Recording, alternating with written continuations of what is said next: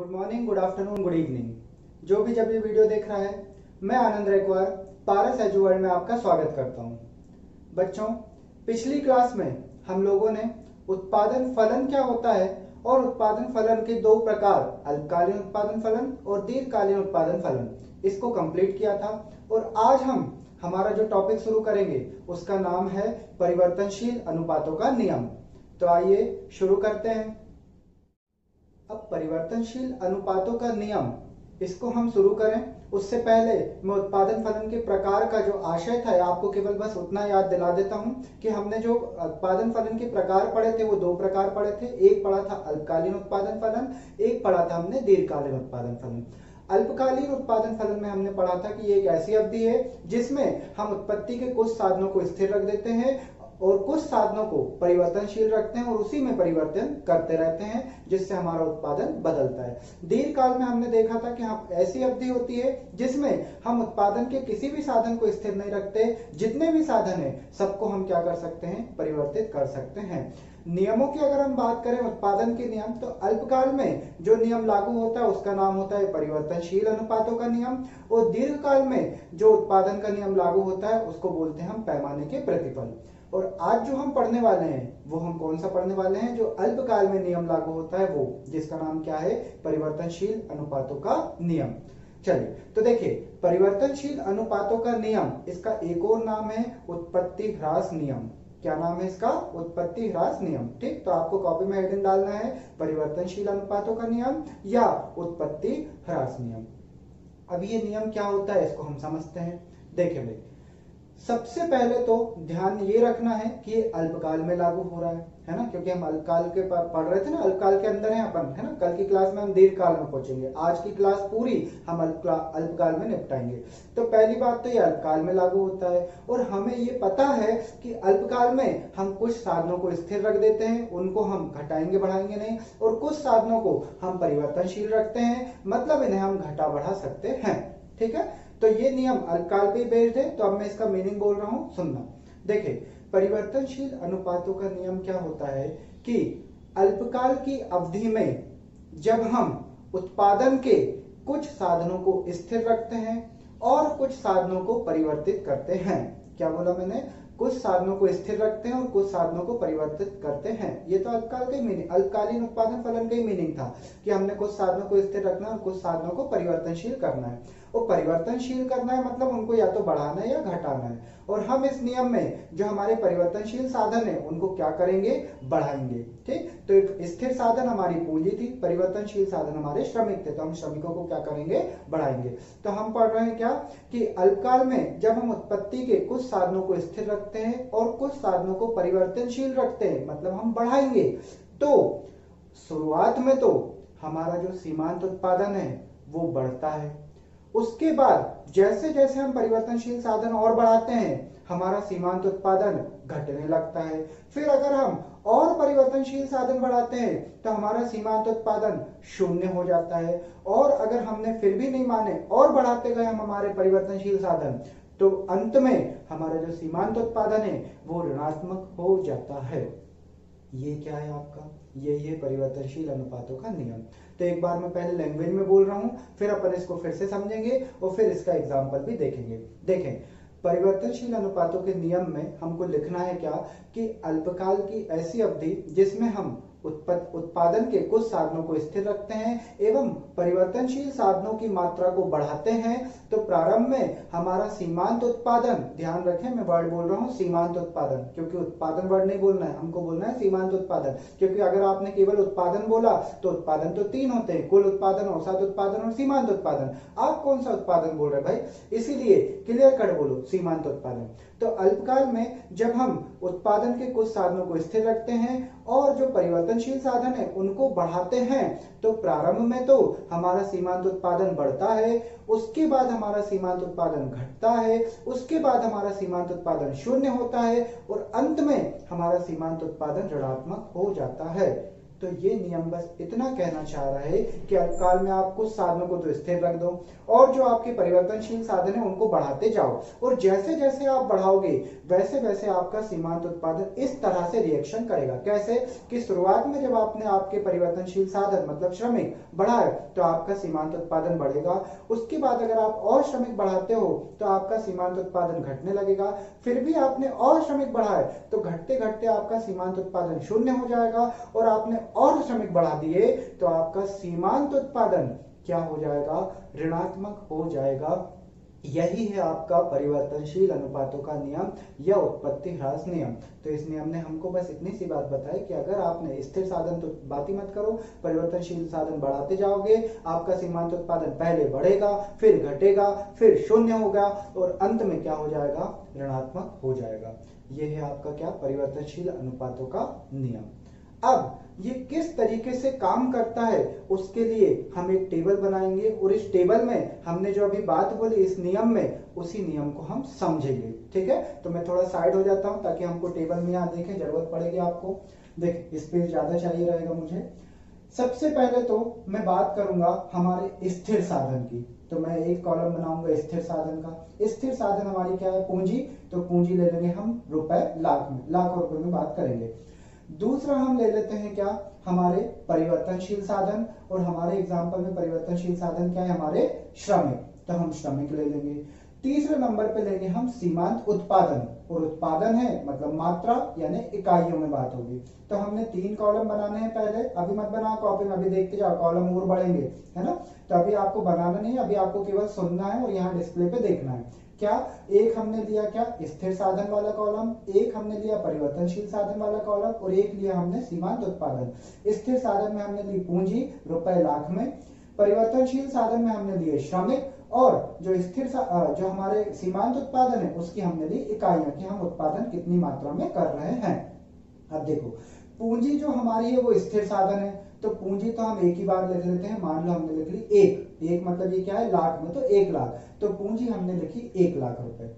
अब श्रमिक हम पहले लेते हैं कि हमने एक श्रमिक लिया, और हमारा उत्पादन होता है मान लो 10 इकाइयों का, कि हमने हमारी फैक्ट्री में एक श्रमिक लगाया और उस श्रमिक ने कितना उत्पादन किया, 10 इकाइयों का उत्पादन किया। 10 इकाइयां मतलब मान लो हमने 10 इकाइयां क्या, 10 खिलौने बनाए। खिलौने कितने बनाए हमने, 10, एक श्रमिक में। अब दूसरे की अगर हम बात करें कि दूसरे नंबर पे हमने श्रमिकों की संख्या बढ़ाना है। देखो पूंजी जो है वो तो स्थिर है, तो पूंजी तो एक ही रखेंगे हम, 1 लाख है तो 1 ही लाख है। दूसरी कंडीशन में हम क्या कर रहे हैं कि श्रमिकों की संख्या बढ़ा रहे हैं, 1 से श्रमिक कितने कर दे रहे हैं, 2। तो हमारा सीमांत उत्पादन 10 से कितना हो गया, 20। भाई एक श्रमिक 10 बना रहा था, 2 श्रमिक ने आके कितना बनाने लगे, 20 बनाने लगे। तो हमने श्रमिकों की संख्या बढ़ाई तो हमारा उत्पादन, सीमांत उत्पादन बढ़ गया। फिर हमने तीसरी कंडीशन पे आए। तीसरे नंबर पे हमने देखो पूंजी तो उतनी ही रखनी है, लेकिन जो हमारे श्रमिक हैं वो बढ़ा के कितने कर दिए, 3। तो श्रमिक और बढ़ गए, हमारा सीमांत उत्पादन भी और बढ़ जाएगा, कितना हो जाएगा वो 30। तो एक श्रमिक था 10 का उत्पादन, 2 श्रमिक 20 का उत्पादन, 3 श्रमिक 30 खिलौनों का उत्पादन कर रहे हैं, सब मिलके कर रहे भाई, है ना। अब हमने चौथा श्रमिक लिया, पूंजी तो स्थिर रख दो, पूंजी की तो बात ही नहीं कर रहा, पूंजी तो हर जगह स्थिर रहेगी, इसलिए अब हम स्थिर साधन की बात ही नहीं करेंगे। अब तो हम श्रमिक और जो वो खिलौने बना रहे हैं उनकी बात करेंगे। अब हमने 4 श्रमिक लगाए। अब 4 श्रमिक जो हैं, तो 4 श्रमिक का अगर आप देखें सीमांत उत्पादन कितना दिख रहा है, सीमांत उत्पादन दिख रहा है 20। सर ये 20 क्यों दिख रहा है, ये कैसे हो गया भाई, एक श्रमिक 10 बना रहा था, 2 श्रमिक 20 बना रहे, 3 श्रमिक 30 बना रहे, चौथा श्रमिक 4 श्रमिक कितने बना रहे, 20। ये कहाँ की बात है, ये समझ नहीं आई। तो आपको ये समझ इसलिए नहीं आई क्योंकि आपको सीमांत उत्पादन का मतलब ही नहीं पता। बताओ जरा सीमांत उत्पादन का मतलब क्या है। सर सीमांत उत्पादन मतलब जैसा हम उत्पादन कर रहे हैं उसी को सीमांत उत्पादन बोलते हैं। गलत। सीमांत उत्पादन का मतलब हम पढ़ के आए थे कि यदि हम हमारे परिवर्तनशील साधन की 1 इकाई बढ़ाते हैं तो हमारा जो कुल उत्पादन है उसमें कितना फर्क पड़ता है, वो होता है हमारा सीमांत उत्पादन। समझे ना कि क्या बोला मैंने कि अगर आप परिवर्तनशील साधन यानी श्रमिकों की एक श्रमिक बढ़ाएंगे तो आपके कुल उत्पादन में क्या परिवर्तन होगा, वो होता है आपका सीमांत उत्पादन। और हम यहाँ कुल उत्पादन की तो बात ही नहीं कर रहे, हम डायरेक्ट ही क्या लिख रहे हैं, सीमांत उत्पादन। और सीमांत उत्पादन से हम कुल उत्पादन बनाना सीखेंगे। तो अभी मैं जैसा बना रहा हूं आप बस इसको सुनते जाइए, है ना। तो देखो, चौथा श्रमिक आपने लगाया तो चौथा श्रमिक कितना वस्तु का उत्पादन कर रहा है, 4। यानी पहला जो मजदूर था उसने 10 खिलौने बनाए, फिर आपने दूसरा मजदूर लगाया तो उसने 20 खिलौने बना दिए। तीसरा मजदूर लाए, वो और महान और एक्सपर्ट, उसने कितने खिलौने बनाए, 30 खिलौने बनाए। पर जब आपने अगला मजदूर लेके आए तो वो चौथे मजदूर ने केवल कितने खिलौने बना के दिए आपको, 20 खिलौने बना के दिए। फिर आपने पांचवा मजदूर लगाया तो पांचवें मजदूर ने कितने खिलौने बना के दिए, 10। और ये तो हम बोल रहे थे। और छठवां मजदूर और कर लो, छठवां मजदूर और आया, छठवें मजदूर ने कितना बना रहा है, 0। और सातवां मजदूर और रखते हैं और वो कितना बना रहा है, -10 खिलौने बना रहा है। यदि आप देखें जैसे जैसे मजदूर बढ़ते जा रहे हैं वैसे वैसे आपके जो खिलौने हैं, सीमांत उत्पादन है, वो शुरू में देखो, शुरू में तो बढ़ रहा है। फिर जब आपने चौथे मजदूर और पांचवें मजदूर को लगाया तो आपका सीमांत उत्पादन घट गया। आपने जब छठवां मजदूर लगाया तो आपका सीमांत उत्पादन 0 हो गया। और जैसे ही आपने मजदूरों की संख्या और बढ़ाई, सातवां मजदूर लगाया, आपका सीमांत उत्पादन क्या होने लगा, ऋणात्मक होने लगा। और यही तो परिवर्तनशील अनुपातों का नियम है कि आप जब जो आपके परिवर्तनशील साधन है उनकी मात्रा बढ़ाते हो तो शुरुआत में तो आपका सीमांत उत्पादन बढ़ता है। देख लो शुरुआत में 10, 20, 30 बढ़ रहा, और जैसे जैसे आप मजदूर बढ़ाओगे आपका सीमांत उत्पादन घटने लगेगा। तो देख लो 30 के बाद हो गया 20, 10, और फिर आप और मजदूर बढ़ाओगे आपका सीमांत उत्पादन घट घट के 0 हो जाएगा। तो देखो 30, 20, 10 और उसके बाद क्या है, 0। और जब आप और आगे मजदूर बढ़ाओगे यानी परिवर्तनशील साधनों की और मात्रा बढ़ाते जाओगे तो आपका जो सीमांत उत्पादन है वो 0 से भी नीचे हो जाएगा, और 0 से भी नीचे मतलब माइनस में हो जाएगा, तो वो ऋणात्मक में हो जाएगा। इसी को हम बोलते हैं क्या, परिवर्तनशील अनुपातों का नियम। तो हमने यही पढ़ा था कि अल्पकाल में कुछ साधन को हमने स्थिर रख दिया, जैसे पूंजी को हमने स्थिर रख दिया, और परिवर्तनशील जो साधन थे उनकी मात्रा को हमने बढ़ाते गए। तो जैसे जैसे हम मात्रा बढ़ा रहे थे, शुरुआत में तो जो हमारा सीमांत उत्पादन था वो बढ़ता है, उसके बाद वो घटने लगता है, फिर वो 0 हो जाता है, और अंततः वो ऋणात्मक हो जाता है। ये हमने देखा क्या, सीमांत उत्पादन। अब ये जो आपने कंडीशन देखी कि हमारा सीमांत उत्पादन शुरू में तो बढ़ता है, फिर वो घटता है, फिर वो 0 हो जाता है, फिर वो ऋणात्मक हो जाता है ना। इसी को हम 3 अवस्थाओं में बांटेंगे। 3 अवस्थाएं मतलब 3 स्टेज, 3 चरण। चरण मतलब स्टेज, है ना, नहीं तुम चरण अपने कदमों में पहुंच जाओ। तो चरण या अवस्था में हम बांटेंगे। तो देखो, हम बोलेंगे उत्पादन की पहली अवस्था जिसमें सीमांत उत्पादन बढ़ रहा था, और वो कितने तक था, वो था 10, 20, 30। तो इस अवस्था को हम बोलेंगे उत्पादन के बढ़ते प्रतिफल की अवस्था। क्या कहा मैंने, उत्पादन के बढ़ते प्रतिफल की अवस्था, ये हमारी शुरुआत की स्टेज होती है। उसके बाद जब आपका उत्पादन गिरने लगा और गिर के 0 तक पहुंच गया, कितना, 20 हुआ, फिर 10 हुआ, फिर 0 हुआ, इस अवस्था में चूंकि उत्पादन हमारा गिर रहा है, सीमांत उत्पादन गिर रहा है, तो इसको हम बोलेंगे सीमांत उत्पादन या उत्पादन के घटते प्रतिफल की अवस्था। क्योंकि घट रहा है ना, तो हम क्या बोल देंगे, घटते प्रतिफल की अवस्था। तो जब वो बढ़ रहा था तो जहां तक वो बढ़ रहा था उसको हम बोल देंगे बढ़ते प्रतिफल की अवस्था। जब वो घटने लगा तो उसको हम बोल देंगे घटते प्रतिफल की अवस्था, 0 तक घट रहा था। और उसके बाद जब वो नेगेटिव हो गया तो इसको हम बोलेंगे, नेगेटिव मतलब ऋणात्मक, तो हम बोलेंगे उत्पादन के ऋणात्मक प्रतिफल की अवस्था। ठीक है, कितनी अवस्थाएं बता रहा हूं मैं, 3 अवस्थाएं बता रहा हूं। पहले तो उत्पादन के बढ़ते प्रतिफल की अवस्था, जब तक सीमांत उत्पादन हमारा बढ़ रहा था। फिर दूसरा, उत्पादन के घटते प्रतिफल की अवस्था, क्योंकि सीमांत उत्पादन हमारा घट रहा है। और तीसरा, जब ऋणात्मक प्रतिफल की अवस्था, जब आपका सीमांत उत्पादन क्या बन जाता है, ऋणात्मक बन जाता है। तो इस तरीके से 3 स्टेजेस, 3 अवस्थाएं होती है किस चीज की, हमारे जो परिवर्तनशील अनुपातों का नियम है उसी की। अब ये तो हमने अवस्थाएं देखी, अभी हमको कुल उत्पादन और देखना है, क्योंकि एक बहुत इंपॉर्टेंट क्वेश्चन तैयार होगा। तो इसी में जहां मैंने सीमांत उत्पादन लिखा उसी के साइड में मैं एक और कॉलम बना रहा हूं कुल उत्पादन का, और कुल उत्पादन विकार में होगा, इकाई में। अब देखो कुल उत्पादन कैसे होगा, तो जो आप सीमांत उत्पादन है उसी को जोड़ते जाओ, आपका कुल उत्पादन बढ़ते जाएगा। जैसे देखना, सबसे पहले आपका सीमांत उत्पादन था 10, तो आप कुल उत्पादन के सामने डायरेक्ट लिख दो 10। फिर जैसे ही आप जो उस 10 में और जोड़ेंगे कितना सीमांत उत्पादन 20, तो आपका कुल उत्पादन हो जाएगा 30। फिर इस 30 में आप जोड़ेंगे और 30 सीमांत उत्पादन को, तो आपका कुल उत्पादन हो जाएगा 60। फिर इस 60 में आप सीमांत उत्पादन जोड़ेंगे 20, तो आपका कुल उत्पादन हो जाएगा 80। इस 80 में आप सीमांत उत्पादन जोड़ेंगे 10, तो आपका कुल उत्पादन हो जाएगा 90।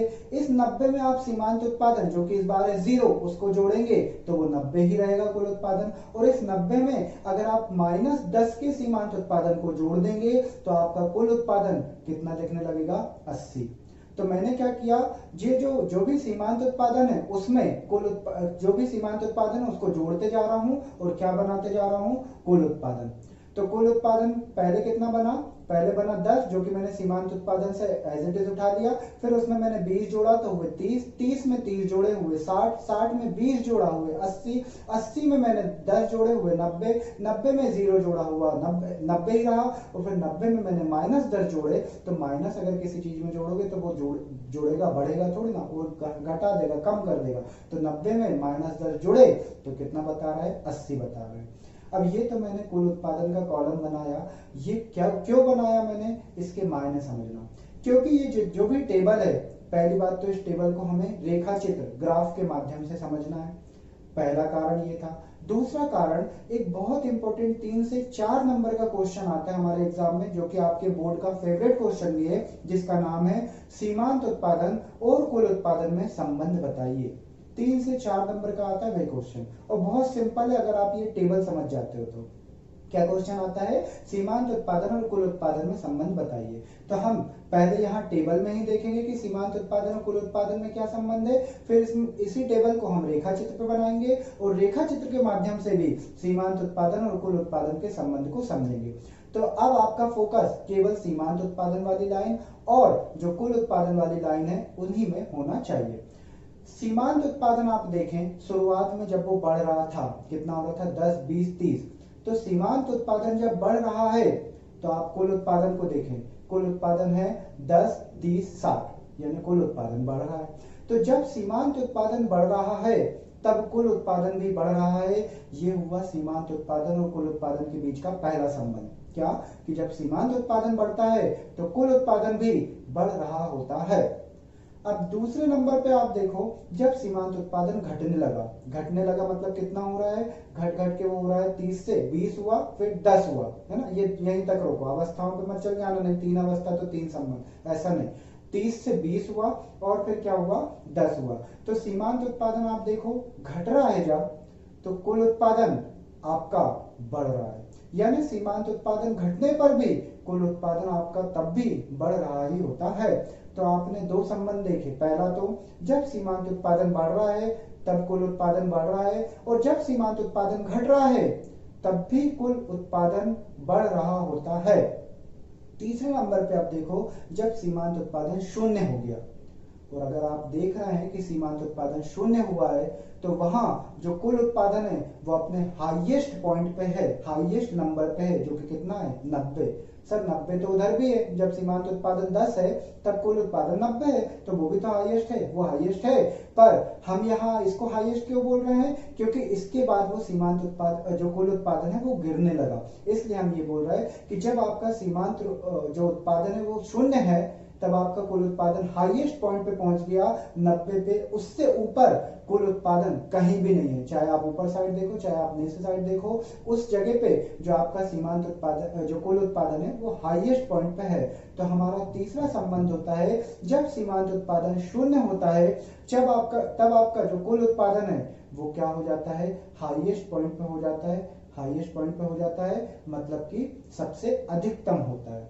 और चौथे नंबर का, जब आपका सीमांत उत्पादन ऋणात्मक हुआ तब आप देख लो कि आपका जो कुल उत्पादन है अब वो गिरना शुरू हो गया, 90 से कितना हो गया, 80 हो गया। तो बस यही 4 संबंध है जो हमको याद रखने हैं। कौन कौन से, पहला संबंध कि जब सीमांत उत्पादन बढ़ रहा है तो कुल उत्पादन बढ़ रहा है, जब सीमांत उत्पादन गिर रहा है तब भी कुल उत्पादन बढ़ रहा है, जब सीमांत उत्पादन शून्य है तब कुल उत्पादन अधिकतम है, जब सीमांत उत्पादन ऋणात्मक है तब जाकर कुल उत्पादन गिरने लगता है। तो ये 4 नंबर का आईएमपी क्वेश्चन जिसमें आपको ये 4 संबंध लिख के आने हैं। समझ गए आप भाई? चलो, तो यहां तो हमने सीमांत, ये जो हमारा परिवर्तनशील अनुपातों का नियम है उसको टेबल में समझा। अब इसी को हम ग्राफ के माध्यम से समझेंगे, यानी रेखा चित्र पे हम कैसे बनाएंगे उसको हम समझेंगे। तो मैं थोड़ा और साइड हो जाता हूं क्योंकि अब मुझे और जगह लगेगी। अब इस ग्राफ में देखो, इस ग्राफ में हम एक एक्स एक्सिस और एक वाई एक्सिस बनाएंगे, क्योंकि ग्राफ है तो एक्स अक्ष और वाई अक्ष हमारे होने चाहिए। तो हमने ग्राफ पे एक्स अक्ष और वाई अक्ष बना दिए। एक्स अक्ष पे हम बताएंगे परिवर्तनशील साधनों का संख्या या परिवर्तनशील साधन की मात्रा बताएंगे, और वाई अक्ष पे हम बताएंगे सीमांत उत्पादन और कुल उत्पादन, है ना। आप पहले कुछ भी लिख लो, कुल उत्पादन सीमांत उत्पादन लिख लो या सीमांत उत्पादन कुल उत्पादन लिख दो, उससे फर्क नहीं पड़ता, है ना। तो एक्स अक्ष पे हमने बताया परिवर्तनशील साधन और वाई अक्ष पे हमने बताया क्या, सीमांत उत्पादन एवं कुल उत्पादन। और स्थिर साधन क्या करें वो बताने की जरूरत ही नहीं, क्योंकि वो स्थिर है, उसमें कोई परिवर्तन ही नहीं कर रहा है, इसलिए उसको हमने ग्राफ पे लिया ही नहीं। तो हमने ग्राफ पे लिया एक परिवर्तनशील साधन, फिर सीमांत उत्पादन और कुल उत्पादन। समझे आप? अब देखो मैं कैसे इस ग्राफ को बनाऊंगा, इसको ध्यान से आप समझना। सबसे पहले आपको और साथ में क्या देखना है, आपको वो नियम याद रखना है। कौन सा? जो परिवर्तनशील अनुपातों का नियम पढ़ा है वो नियम याद रखना है, प्लस जो आपके सामने टेबल है जिसमें आपने सीमांत उत्पादन कुल उत्पादन देखा है उसको ध्यान में रखना, क्योंकि उसी नियम से आपका ये ग्राफ बनेगा। तो देखो सबसे पहले हम सीमांत उत्पादन का डायग्राम बना रहे हैं, यानी हम सीमांत उत्पादन को बना रहे हैं। तो सीमांत उत्पादन में आपने क्या देखा कि सीमांत उत्पादन कितने से शुरू हुआ, 10 से, वो बढ़ते गया, एक समय बाद फिर वो गिरने लगा, फिर वो 0 पे आया, फिर वो ऋणात्मक हुआ। उसी तरीके से मैं सीमांत उत्पादन की लाइन बनाऊंगा। देखिए यहाँ लाइन, सबसे पहले जो आपका सीमांत उत्पादन है वो मैं बढ़ा रहा हूं, दिख रहा है आपको, ये सीमांत उत्पादन आपका बढ़ते जा रहा है और एक पॉइंट पे आके मैं रुक गया, क्योंकि सीमांत उत्पादन बढ़ने के बाद अब मुझे क्या करना है, गिराना है। तो अब देखो मैं सीमांत उत्पादन अपना गिराते जाऊंगा और गिराते गिराते कहां तक लेके आ जाऊंगा, 0 तक लेके आ जाऊंगा, है ना। 3 अवस्थाएं बनानी है मुझे उत्पाद, ये जो आपने परिवर्तनशील अनुपातों का नियम पढ़ा उसमें 3 अवस्थाएं ना, कौन कौन सी? पहला तो उत्पादन के बढ़ते प्रतिफल, तो मैंने सीमांत उत्पादन को बढ़ाते गया। दूसरा वो बोल रहे हैं उत्पादन के घटते प्रतिफल, तो मैं सीमांत उत्पादन को गिराते चला। और तीसरे नंबर पे उन्होंने बोला उत्पादन के ऋणात्मक प्रतिफल, यानी अब मेरा सीमांत उत्पादन क्या हो जाएगा, ऋणात्मक हो जाएगा। तो मेरा एक्स अक्ष से भी क्या हो जाएगी, लाइन नीचे आ जाएगी। तो इस तरीके से मैंने 3 अवस्थाएं बना दी काय की, उत्पादन की, और वो भी कौन से, सीमांत उत्पादन। जिसमें पहली अवस्था में दिख रहा है कि मेरा सीमांत उत्पादन बढ़ रहा है, दूसरी अवस्था में दिख रहा है कि मेरा सीमांत उत्पादन गिर रहा है, और तीसरी अवस्था में मेरा सीमांत उत्पादन कहां पे हो गया, ऋणात्मक पे हो गया। तो ये मैंने क्या बनाया, सीमांत उत्पादन का डायग्राम बना दिया। अब मुझे बनाना है कुल उत्पादन का। तो कुल उत्पादन को बनाने के लिए पहले ये जो आपकी 3 अवस्था है इसके लिए हम 2 लाइनें खींच के इसके 3 पार्ट बना देंगे। कैसे? देखो सीमांत उत्पादन की जो पहली अवस्था थी जिसमें वो बढ़ रहा है, तो जहां तक वो बढ़ रहा उस पॉइंट पे आप आओ और वहां पर एक सीधी लाइन आप ऐसे डॉट डॉट डॉट डॉट करके खींच दो, ठीक है। फिर आप दूसरी अवस्था देखो जिसमें आपका सीमांत उत्पादन गिरते जा रहा था और गिरते गिरते कहां तक हो गया था, 0 तक हो गया था। ये हमारे उत्पादन की दूसरी अवस्था थी। तो जहां पे सीमांत उत्पादन 0 है, 0 कहां पे होगा, जहां पे वो एक्स अक्ष को टच कर रहा होगा। तो जहां पे वो एक्स अक्ष को टच कर रहा है वहां पर भी डॉट डॉट करके एक सीधी लाइन खींच दो। तो इस तरीके से आप देखें कि आपने 2 लाइन खींची और 3 पार्ट बन गए। एक पार्ट हमारा सबसे फर्स्ट जिसमें सीमांत उत्पादन बढ़ता दिख रहा है, दूसरा पार्ट जहां पर सीमांत उत्पादन गिरते जा रहा है और गिरते गिरते कहां तक पहुंच गया, 0 तक, और तीसरा पार्ट जिसमें सीमांत उत्पादन क्या दिखने लगा, ऋणात्मक दिखने लगा। ठीक है भाई। अब देखना ये जो आपने 3 पार्ट बनाया है, इस 3 पार्ट में ये जो 0 वाली लाइन है जो डॉट डॉट गई है, जो हमारा सीमांत उत्पादन की 0 वाली लाइन ऐसे डॉट डॉट करके ऊपर गई, उसमें से किसी भी एक डॉट को सेलेक्ट करो और उस डॉट को जो हमारा सीमांत उत्पादन जहां पर शुरू हुआ है, शुरू हुआ बोल रहा हूं भाई, सीमांत उत्पादन जहां पर हमारा शुरू हुआ एकदम स्टार्टिंग पॉइंट, वहां से वहां तक उसको मिला दो। देखो मैं किस तरीके से मिलाया हूं कि जो मेरे डॉट डॉट वाली लाइन थी वहां से कोई भी एक पॉइंट पकड़ो और उसको नीचे जाके कहां तक मिला दो, जहां पर सीमांत उत्पादन वाली लाइन स्टार्ट हो रही है, और सबसे शुरू में वो स्टार्ट जहां पे हो रही वहां पे हमने मिला दी। अब उसी डॉट को जहां पर आपने कुल उत्पादन वाली लाइन बनाई, उसी डॉट को शुरू करो और उसको भी इधर राइट हैंड साइड पे थोड़ा सा नीचे गिरा दो। अगर आप इस साइड गिरा देते हो तो आपकी ये जो लाइन बन गई पूरी, इसको आप बोलोगे क्या, कुल उत्पादन वाली लाइन बोलोगे।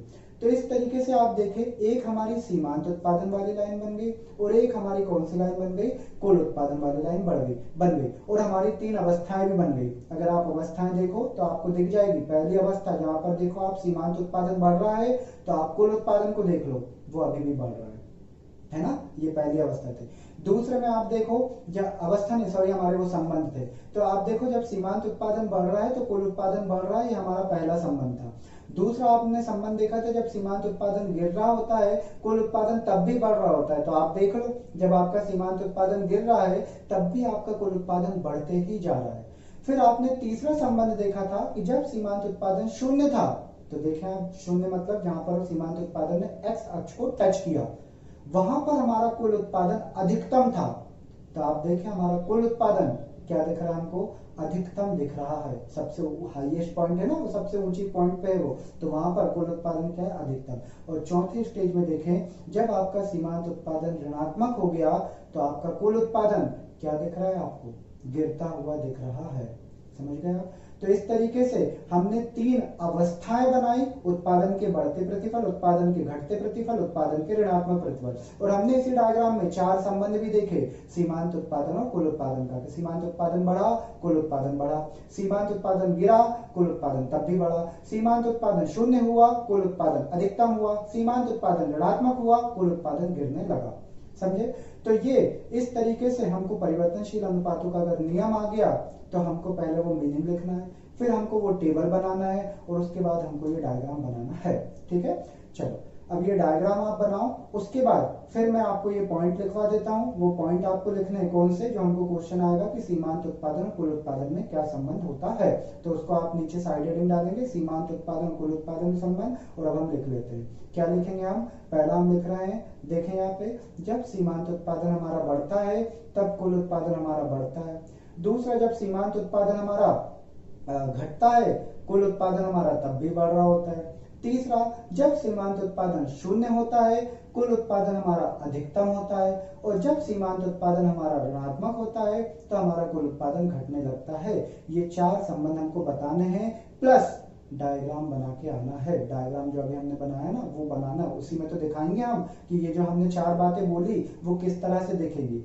तो एग्जाम में देखो, अगर हमको आ जाता है परिवर्तनशील अनुपातों का नियम या उत्पत्ति ह्रास नियम को समझाइए, तो आपको मीनिंग भी लिखनी है, आपको टेबल भी बनाना है और आपको डायग्राम भी बनाना है, संबंध नहीं लिखना है। ठीक है, बस इतना बनाना है। लेकिन अगर आपको एग्जाम में आ जाता है कि सीमांत उत्पादन कुल उत्पादन में संबंध बताओ, तो फिर आपको ये 4 संबंध लिखने हैं, प्लस जो डायग्राम अभी बनाया है उसको बनाना है। समझ गए आप? तो एग्जाम में क्वेश्चन कैसा आता है उस हिसाब से आप देखना। अगर हमको मीनिंग आ जाता है परिवर्तनशील अनुपातों का नियम समझाओ, तो मीनिंग लिखना है, उसके बाद हमको टेबल बनाना है, उसके बाद डायग्राम बनाना है, संबंध नहीं लिखना है। लेकिन अगर संबंध आया तो फिर हमको केवल संबंध बताना है 4, और उसके बाद डायग्राम बनाना है, टेबल हमको नहीं बनाना है। केवल संबंध 4 और वो डायग्राम जो अभी हमने बनाया वो बना के उसको बताना है। समझ गए भाई आप इस चीज को? तो आज की क्लास में हमने परिवर्तनशील अनुपातों का नियम क्या होता है उसको समझा, और साथ में जाना कि कुल उत्पादन, सीमांत उत्पादन और कुल उत्पादन में क्या संबंध होता है। इसको हमने, ये सारी चीजों को हमने टेबल और डायग्राम के माध्यम से समझा। अब कल की क्लास में हम पढ़ने वाले हैं दीर्घकाल वाले पॉइंट, जिसमें हम पढ़ेंगे पैमाने के प्रतिफल वाला नियम, और उसी के साथ आपका वो चैप्टर भी कंप्लीट हो जाएगा। तो तब तक के लिए bye bye to all of you, thank you so much.